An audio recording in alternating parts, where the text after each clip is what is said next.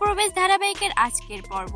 ধারাবাহিকের শুরুতে আমরা দেখতে পাই রায়বাড়িতে শুভর পিসি ঠাম্মি এসেছে মিষ্টির হাড়ি নিয়ে এবং কমলি ঢোল বাজাতে বাজাতে বাড়ির পাড়া প্রতিবেশীদের নিয়ে ঢুকে পড়ে। এরপর পিসি ঠাম্মি সবাইকে বলে আজকে আমাদের খুশির দিন, আজকে মিষ্টি মুখ না করলে হয়। এরপর তিনি কমলিকে বলে প্রত্যেককে মিষ্টি দিতে। পরবর্তীতে তিনি প্রতিবেশীদের উদ্দেশ্য করে বলেন এতদিন আমাদের বাড়ির বউকে সকলে যা নয় তাই বলে অপমান করেছিল, কিন্তু আজ তো প্রমাণ হয়ে গেল আমাদের বাড়ির বউ লড়াই করে আমাদের বাড়ির ছেলেকে নির্দোষ প্রমাণ করে নিয়ে এসেছে। যারা আমাদের বাড়ির ছেলে চরিত্র নিয়ে কথা বলেছিল আমাদের বাড়ির বউ তাদের মুখে ঝামা ঘষে দিয়েছে। এসব কথা শুনে প্রতিবেশীরা নিজেদের ভুল স্বীকার করে এবং ক্ষমা চায়। এরপর সকলে শুভর জয়ধ্বনি করতে থাকে। তখন শুভ বলে এসবের তো কোনো প্রয়োজন ছিল না। এরপর শুভ ঠাম্মি পুলক সবাইকে বলে আজকের এত খুশির দিনে আমরা সকলে মিলে একসাথে সেটা সেলিব্রেশন করব।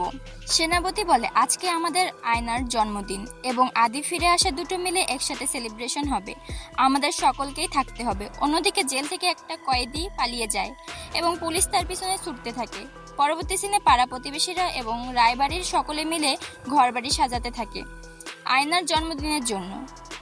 আয়না তার ভাইকে নাচের স্টেপগুলো শিখিয়ে দিচ্ছিল, অন্যদিকে শুভ এবং শিরিন শাড়ি দেখছিল অনুষ্ঠানে কোনটা পরা যায়। এরপর ঘর সাজানো শেষ হলে পাড়া প্রতিবেশীরা চলে যেতে চাইলে পুলক বলে আপনারা চলে গেলে কি করে হবে, থাকতে হবে তো অনুষ্ঠানে।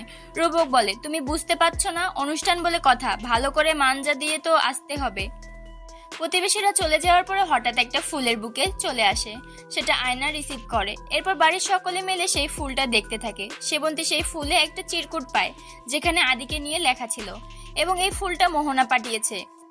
এটা জানতে পেরে তো বাড়ির সকলে চিন্তায় পড়ে যায়। পরবর্তী সিনে আমাদের আকাশকে দেখানো হয়, সে হঠাৎ কিছু একটা পড়ে যাওয়ার শব্দ পেয়ে মোহনার ঘরে যায় এবং সেখানে দেখতে পায় নিচে খাবার পড়ে রয়েছে। আকাশের মা আকাশকে বলে তেমন কিছু হয়নি, মোহনা আমার জন্য খাবার এনেছিল কিন্তু তার হাত থেকে খাবারটা পড়ে গিয়েছে। এরপর মোহনা নিজের ভুল স্বীকার করে এবং সে এতদিন থেকে যা করেছে তার জন্য ক্ষমা চায়। আকাশের মা এসব শুনে খুশি হয়ে যায় এবং তিনি ঠিক করে পুজো দিতে যাবেন এবং মোহনাকে সাথে নিয়ে যাবেন। অন্যদিকে আকাশ মনে মনে ভাবে সত্যি কি মোহনা এত সহজে পরিবর্তন হয়েছে। পরবর্তী সিনে আমাদের ঠাকুর ঘরে দেখানো হয়, সেখানে রাধারানী পুজো শেষ করে সবাইকে ফুল দিচ্ছিল। তিনি খেয়াল করেন শুভর মন খারাপ। তখন তিনি বলেন সবকিছু তো ঠিক হয়ে গেছে, তারপরও পুরনো স্মৃতি কেন মনে করছিস। শুভ বলে কিছু বুঝতে পারছি না। মোহনার সেই ফুলের বুকে আসার পর থেকেই মনটা খসখস করছে, তারপরে স্বপ্নাকে খুঁজে পাওয়া যাচ্ছে না। আদি বলে আমাদের এখানে নিজেদের ব্যবসা, পরিবার এবং আমাদের বাচ্চার উপর ফোকাস করা উচিত, এসব নিয়ে চিন্তা করো না।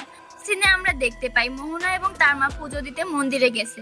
মোহনার মা থালা নিয়ে ভেতরে চলে যাওয়ার পর মোহনা মনে মনে বলে আজকে তো আমি এখানে আশীর্বাদ নিতে এসেছি, নতুন খেলা শুরু হতে চলেছে, তার জন্য আমার একটা অস্ত্র প্রয়োজন।